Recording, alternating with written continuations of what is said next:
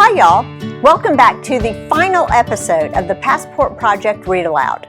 I'm Kellie McIntyre, author of the Passport Project. Today I'll be reading Chapter 23, Full Circle. Riley, 17. The first thing we did after returning home was downsize our house. Not one time did we miss it. We missed our pillows, sheets that didn't smell like BO, and clothing options, but not all the extra stuff. In fact, it felt ridiculous returning to a house with more toilets than people.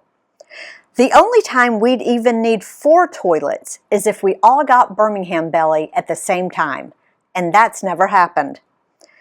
After our big trip, I felt like Dorothy from The Wizard of Oz when she woke up in her bed.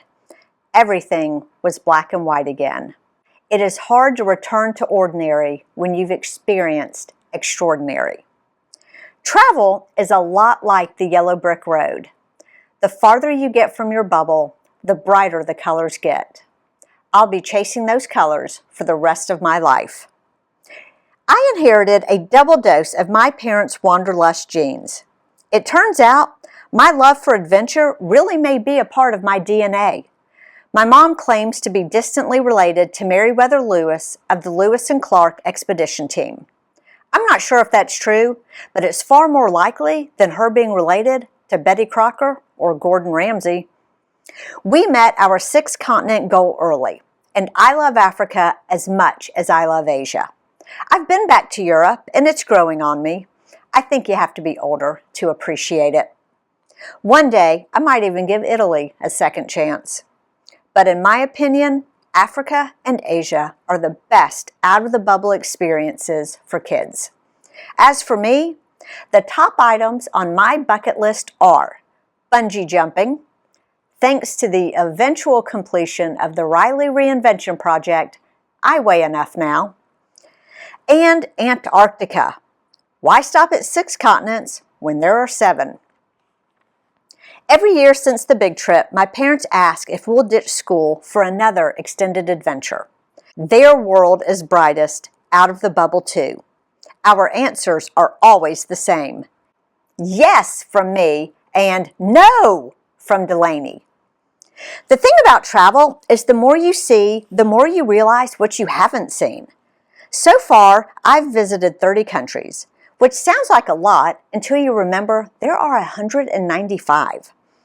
The world is full of fascinating people and places, and I want to experience everything I can while my parents are footing the bill. Like I told that scammer in Italy, Genovians aren't dummies. So I'm cooking up a plan. While middle school is the best time to travel long-term with kids, there is another window that can work. Spring of senior year. It's the lame duck semester of high school. By that point, all of the critical academic stuff is done, like ACT and SAT, your GPA, college admissions, scholarships.